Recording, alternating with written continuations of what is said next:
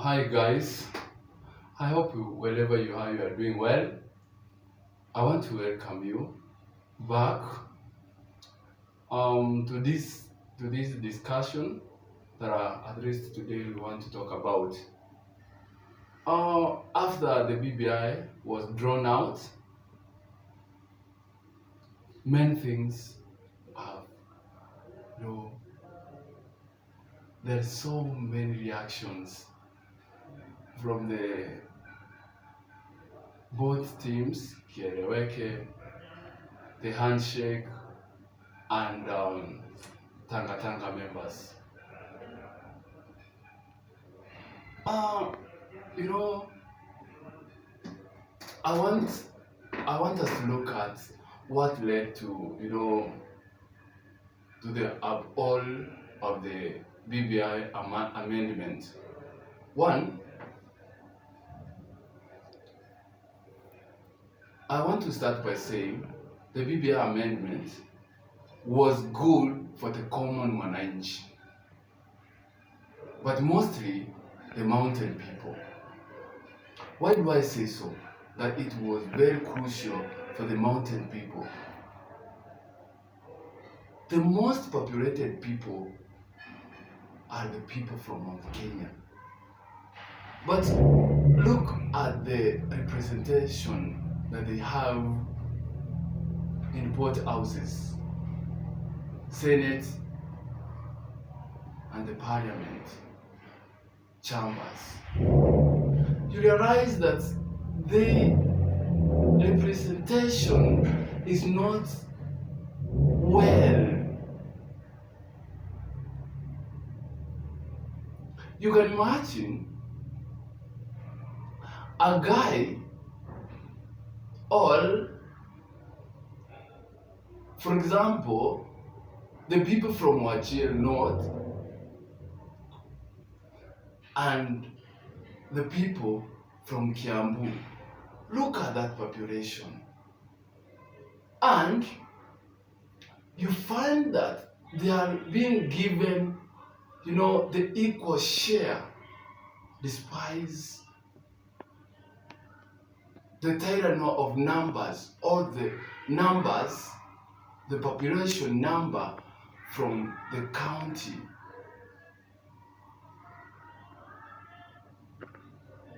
It means the people from the northern part of Kenya, they can go to good schools. Why? The student or the pupil from the northern part of Kenya will receive almost 20,000 for the parcel, while the guy from the mountain, that's the central part of Kenya, for instance Kiambu, is going to get 2,000. Is there equality? That is why the mountain people should think critically. If this issue is not going to be solved, then they will be the most suffering people.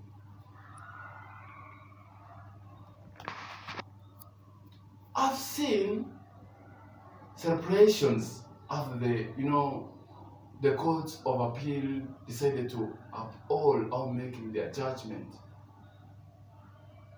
by saying the process was null and void. And my question was, why could judiciary wait all this time, starting from the launching of the BBI at Kisii,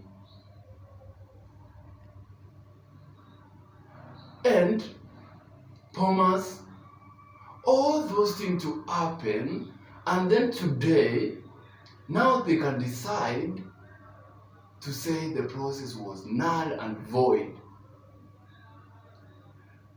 It means our judiciary, they're not doing their work. If they were doing their work, they could have stopped it right from the beginning. Now, see the money the country has lost. We want to have, a system that is working. I'm sure the most,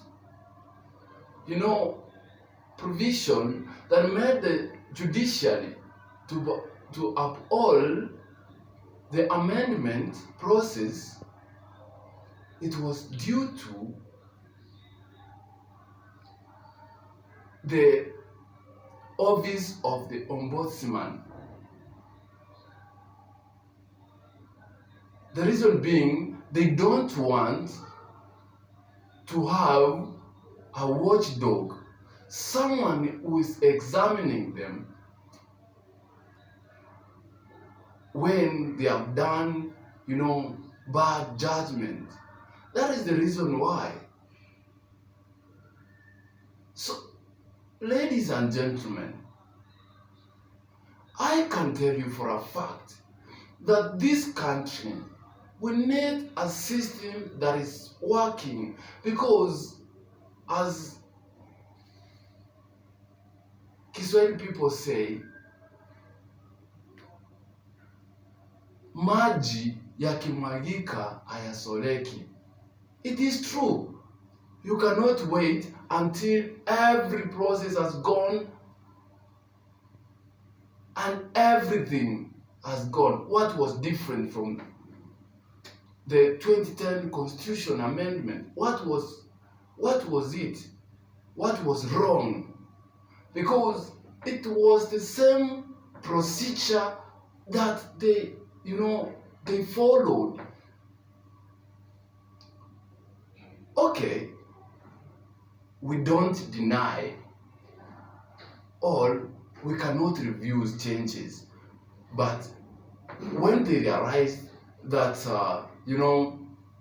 there is the BBI amendment or this BBI process, they could have said, no, before you start the BBI process, this is what, as judiciary, we think it is good for this country. Let us have civic education. Let us have all those things. They could put things in place at those days.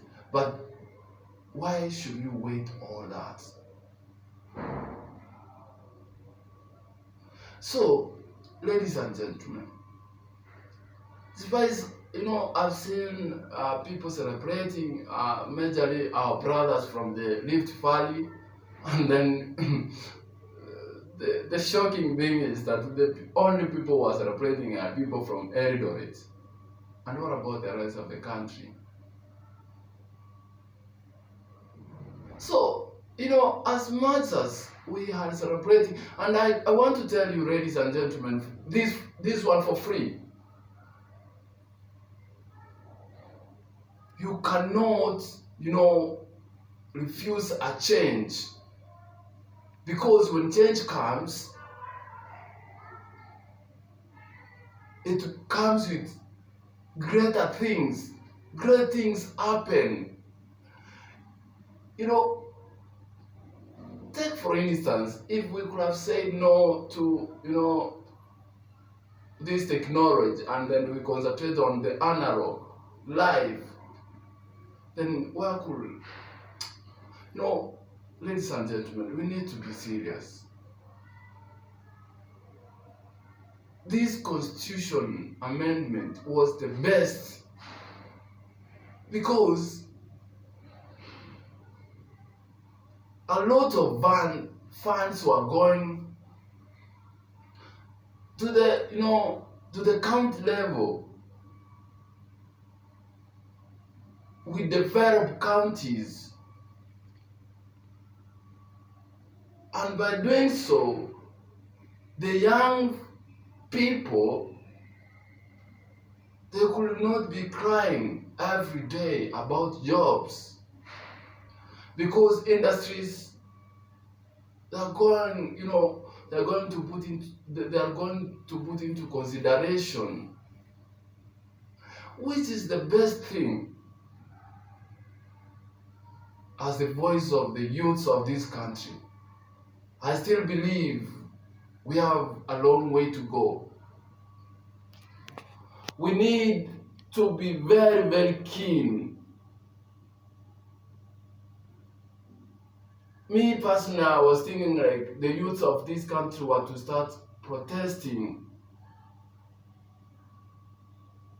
When you look at the provisions that the Constitution Amendment was talking about,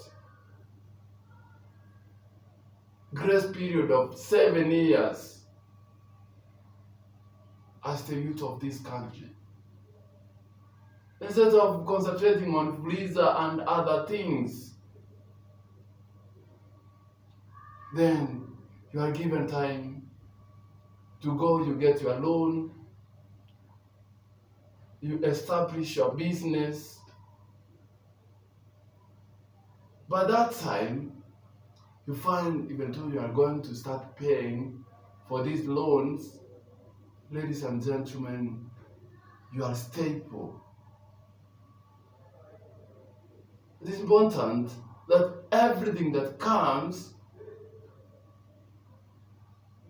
from our leaders, it's not like everything that we have to, to criticize. Let us be serious and know that the country is moving very fast. And if we are not moving very fast, then we'll be left behind. Like Nelson Mandela said, that when you think you are at the top of the mountain, watch out.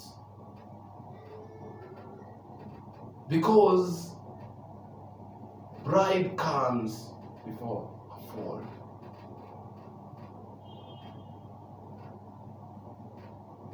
We should not celebrate. We should have a way forward so that we see on how this that 5% is going to come to the county level. Ladies and gentlemen, I want to thank you so much for your support. Thank you so much for your subscription and your support is very paramount. I wish you the very best, but how I pray that the youths of this country one day they will raise up and realize the mistake that we are making is more than a crime.